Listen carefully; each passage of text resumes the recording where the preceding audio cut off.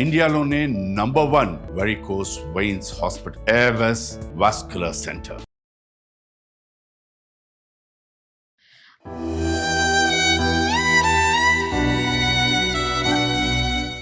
Madam ఇంత ఘోరంగా జరుగుతుంది. ఎట్లా జరుగుతుంది? అది ఎలా చేస్తారు మేడం? దేనికోసం చేశారు మేడం?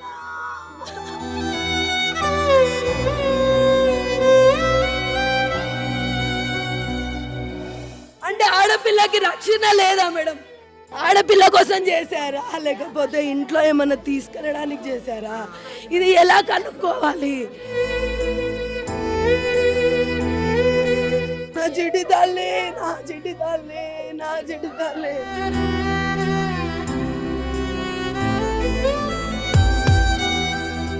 11:30కి టిఫిన్ తీసుకొని వెళ్తుంది. ఆ 10కి వచ్చి ఎప్పుడు చేసిపోయిందో ఏమో అర్థమైతలేదు.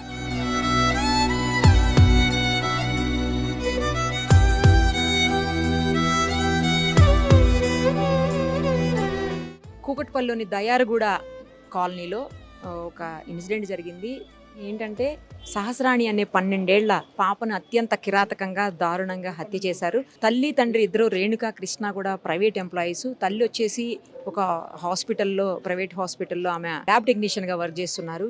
ఫాదర్ వచ్చేసి బైక్ మెకానిక్ అని చెప్తున్నారు.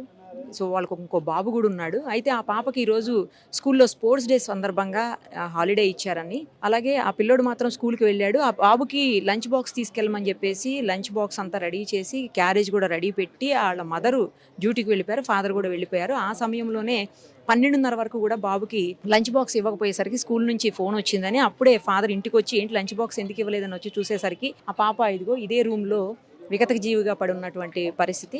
బయట లాక్ చేసేసారని చెప్తున్నారు. 4-5 చోట్ల అమ్మాయిని కత్తితోటి ఘాట్లు, చాలా పెద్ద పెద్ద ఘాట్లు ఉన్నాయి. అలాగే మెడ మీద కూడా కత్తితో కోసేసినటువంటి పరిస్థితి. అయితే కింద నుంచి ఇది 3rd ఫ్లోర్లో ఉంది ఈ బిల్డింగ్. పైన 2 రూమ్స్ పెంట్ హౌస్ లాగా ఉంది, 2 రూమ్స్ ఉన్నాయి. కింద నుంచి 3 ఫ్లోర్స్ వరకు ఎలా వచ్చారు, ఆ వచ్చిన వ్యక్తులు ఎవరు అనేది కూడా ఇప్పుడు అర్థం కాకుండా ఉంది. వాళ్ళ మదర్ కూడా మాకు ఎవరితోటి ఏం ఇష్యూస్ లేవు, చుట్టుపక్కల కూడా ఎవరితో ఏం గొడవలు లేవు, చిన్న చిన్న ఏమన్నా పిల్లలు గొడవ పడితే పడుతుండొచ్చేమో కానీ మాకైతే ఏం లేవని చెప్తున్నారు. ఇంకొకటి ఇందులో లోపల బంగారం కానీ లేకపోతే డబ్బులు కానీ ఏమన్నా పోయినాయా అని చూసుకునేటువంటి పరిస్థితుల్లో కూడా ఆ పేరెంట్స్ కానీ లేకపోతే వాళ్ళకి సంబంధించిన వాళ్ళు కూడా ఎవరూ లేరు. ఎందుకంటే ఆ పాప చనిపోయిన షాక్లోనే ఉన్నారు అందరూ. నేను ఎప్పుడు రెగ్యులర్గానే ఇలా మా పిల్లల్ని వదిలేసి వెళ్తున్నా, పైన ఆడుకుంటారు పిల్లలు అని కూడా చెప్తున్నారు.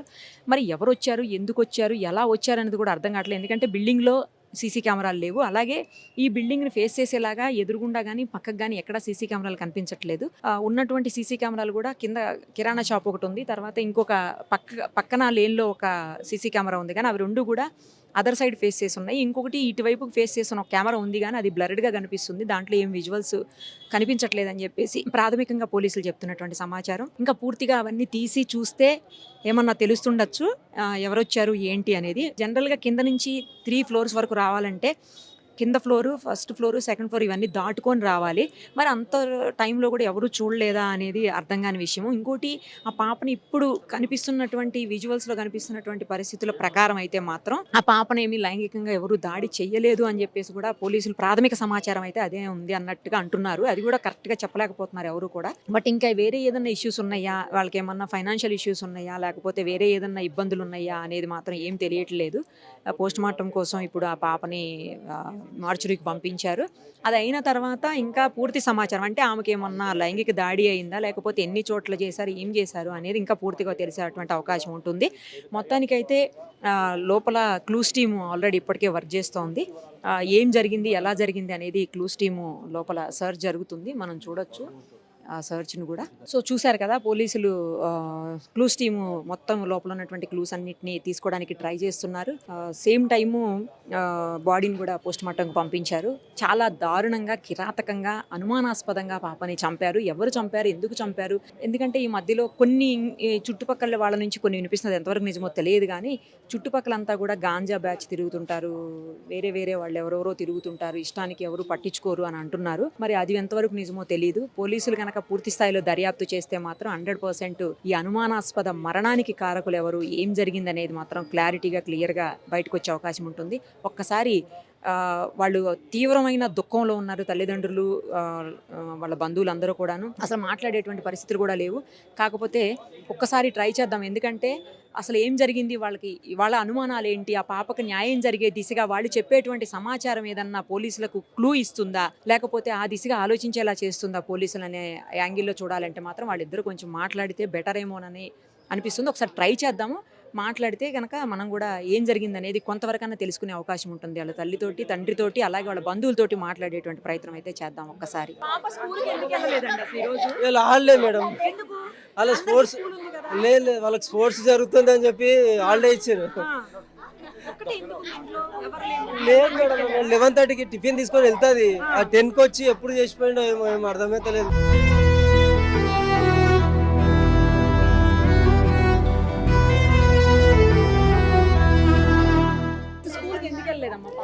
ఆ కేవీ స్కూల్లో టోర్నమెంట్ జరుగుతున్నాయని హాలిడేస్ ఇచ్చారు మా హాలిడేస్. నా కొడుకు కాకపోతే నా కొడుకుని కూడా ఏదో చేస్తున్నారు మేడం. నా కొడుకు నేను 9 వరకు ఉన్నాను మేడం. వాళ్ళ డాడీ 12:30కి వచ్చిండు. బాక్స్ ఇవ్వలే అని స్కూల్ నుంచి ఫోన్ వచ్చింది. ఎందుకు ఇవ్వలే ఈ పిల్ల ఎడిపోయింది అనేసి వాళ్ళ డాడీ వచ్చిండు. ఈ రోజు వాడు వాళ్ళు అక్కున్నందుకు పోను అంటే కొట్టి తోలిచ్చిన మేడం. అది తినకుండా కూడా పోయిండు. తినకుండా పోయినందుకు బాక్స్ తల్లి అని నేను పోయినా.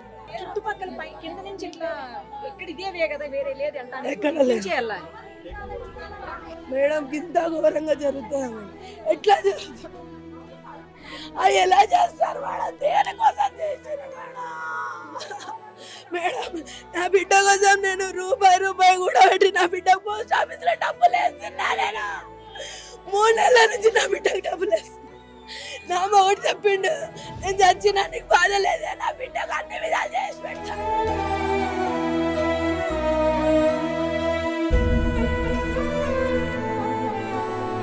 వాళ్ళ డాడీ ఏడ్చుకుంటా నాకు ఫోన్ చేసిండు. బాబు ఎక్కడున్నాడమ్మా?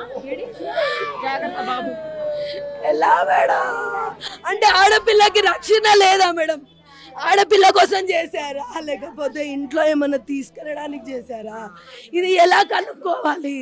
ఎట్లా చూస్తారు? ఈ కొంపలో ఏమి లేవు. మనుషులు మాత్రం వస్తే ఎంక్వైరీ చేస్తారు. ఇంటికి ఎవరైనా వస్తే, ఇంటికి ఎవరైనా ఉంటే ఈ పొంద రాయే అంటే ఎన్ని రోజులు ఉంటారని అడుగుతారని పోయిందంట. ఇదొకటే దిక్కుండే నాకు. మేడం ఎలా బతకాలి మేడం? వెనకాల ఏం లేదు. పిల్లల్ని వదిలేసి చేసుకోకపోతే ఈ హైదరాబాద్ లో ఎట్లా బతకాలి చెప్పండి? ఇక్కడ నుంచి పోతే ఇక్కడ 10,000 రెంట్లు ఉన్నాయి. మాకు ఇల్లు లేదు, ఏమీ లేదు. నా పిల్లల్ని మంచిగా చూసుకోవాలి అని నా మొగుడు నేను తప్ప మేడం ఎంత నా పని నుంచి వదిలిపెట్టేవాడినా మేడం? నా చిట్టి తల్లి, నా చిట్టి తల్లి, నా చిట్టి తల్లి. 5 సంవత్సరాలు అవుతుంది మేడం. 2021 ఉన్నారు మేడం. నా బిడ్డ నుంచి పైన పిల్లలు కావాలి. ఎప్పటి కావాలేస్తాం మేము ఏం చెప్పాలి? మీ పిల్లల్ని అనుకుంటున్నా తోలుకోపన్నారు. నా పిల్లని తోలిచ్చి రాళ్ళు. నా పిల్ల కావాలంటుండే పొద్దు నా పిల్లలకు. నా బిడ్డ పిల్లమ్మా, నా మన్మరాలమ్మా, నా మన్మరాలమ్మా, అమ్మా నాయమ్మ. పిల్ల ఎప్పటి కావాలి ఉంటారంటే నా పిల్లని దొరకపోయినా నా పిల్ల కావాలి ఉంటుండే. నాయమ్మ ఈడున్న మనుషులు నాయమ్మ మిరుపంగా చూస్తుండే కాదా? నాయమ్మ నాయమ్మ ఇదే దారి, ఇతనే పోతాము. నాయమ్మ నాయమ్మ నా పిల్లకు నుంచి లాస్ట్ అక్కడ వరకు వెళ్ళి మరి వేరే వెళ్ళడానికి అయితే అంత పైకి వెళ్ళలేరు కదా మేడం. అంత చిన్న పాపకి వెళ్ళేసి చేశారు. మళ్ళీ ఇక్కడ ఈ ఇంట్లో కెమెరాలు ఉన్నాయో లేదో తెలియదు. మళ్ళీ సైడ్ లో ఎక్కడ ఉన్నాయో లేదో తెలియదు మేడం, మాకు తెలియదు. పైనే ఉంటాం మేడం. పక్క పర్షన్ దిగువంత. ఏం జరిగిందో ఏం తెలియదు మ్యామ్. 12:30కి ఆయన లంచ్ ఇవ్వడానికి వచ్చారంట. ఇంతలోగా అంకులు కేక్ వేసి పైన ఏమో ఏడుస్తున్నారు చూడుకో అంటే చూసేసరికి పాప బ్లడ్లో పడి ఉంది. మొత్తం పొట్టలో 2-3 సార్లు పొడిచడం, పేక్ కట్ చేసిండు. మా హస్బెండ్ పక్కన ఉన్న ఆమె, ఒక ఆమె కింద కిరేకున్న ఆమె, ముగ్గురిపై ఫస్ట్ చూసిండు. వాళ్ళ డాడీ ఫస్ట్ చూసిండ్రు. వాళ్ళ డాడీ గట్టిగా ఏడవగానే ఎందుకు ఏడుస్తున్నారని పోయి చూసిండ్రు. ఎవరికి తెలియదు, ఆయన గడియ పెట్టి పోయిండంట. మీరు కింద కిందకు వచ్చి కింద కింద ఫ్లోర్లో ఉంటాం. మీ దగ్గర నుంచి ఎవరైనా వెళ్ళటం అట్లా ఏమన్నా చూసారా? లేదు, మాకు చివరి పోర్షన్ అంటే పోర్షన్ ఇది మెట్లు అవి కదా, మాకు తెలియదు, మా లోపలనే తెలియదు అనమాట, మాకు వెళ్ళేది వచ్చేది తెలియదు అట్లా. ఎప్పుడన్నా పాపకి ఏమన్నా ఇబ్బంది ఉన్నట్టు ఎప్పటికైనా చెప్పిందా? లేదు లేదు, మాట్లాడుద్ది పాప. పిల్లలు మాకు ఇద్దరు అమ్మాయిలు, మా ఇద్దరు అమ్మాయిలు ఉన్నారు, అందరూ కలిసి ఆడుకుంటారు. ఎవరు పోవడం కానీ రావడం కానీ మీరు ఏం గమనించలేదు మేము అంత గమనించలేదు. నేను 11:20కి వెళ్ళిపోయినాను, 2కి వచ్చాను. ఇప్పుడు అవి జరిగిందని తెలుసు. లేదు మ్యామ్, పనికి పోతాం. మరి సీసీ కెమెరాలు లేవా? లేవు, చుట్టుపక్కల ఉన్నాయి అంటారు, ఎంక్వైరీ చేస్తున్నారు. మీ బిల్డింగ్లో లేవు? మా బిల్డింగ్లో, ఎదురుగా బిల్డింగ్లో పక్క బిల్డింగ్లో ఉన్నాయి, అవి ఎంక్వైరీ చేస్తున్నారు. నేను ఇప్పుడే వచ్చానండి. వచ్చేసరికి మాకు ఫోన్ చేసిరు, తెలిసి ఇంకా హడావుడికి వచ్చేసాం అంతే. బాజు కేవి బేగంపేట. అంటే వాళ్ళకి స్పోర్ట్స్ మీట్ ఉందని కొంచెం బ్రేక్ ఇచ్చా. కొంతమందికి ఉంది, ఇప్పుడు ప్రైమరీ సెక్షన్ కాబట్టి బ్రేక్ ఇచ్చారు. 6th క్లాస్ డి కోడలు అవుతుంది. చాలా షార్ప్ పాప. నేను 4 రోజుల కిందట మాట్లాడింది. అది తెలీదండి, మీరే తెలుసుకొని వాళ్ళకి న్యాయం చేయాలి, పేరెంట్స్కి న్యాయం చేయాలి. మీరు మీడియా పర్పసే మాకు హెల్ప్ చేయాలి. ఏందనేది మీరు అది మనకు తెలీదండి. మేము ఇప్పుడే వచ్చాం, పైకి కూడా వెళ్ళలేదు. మేము వచ్చేవరకు బాడీని తీసుకెళ్ళారు. నాకు తెలిసి 4 years. వదిన జాబ్ చేస్తుంది, అన్నయ్య మెకానిక్ షాప్ ఉంది, ఉంటారు అట్లా ఉంటారు. ఉంటుంది స్కూల్ ఏమీ లేదు. మరి ఏం జరిగింది అనేది మనకేం తెలీదు, మీరే హెల్ప్ చేయాలి. సుమన్ టీవీలో మీ పర్సనల్ అండ్ బిజినెస్ ప్రమోషన్స్ కోసం కింది నెంబర్కి కాంటాక్ట్ చేయండి.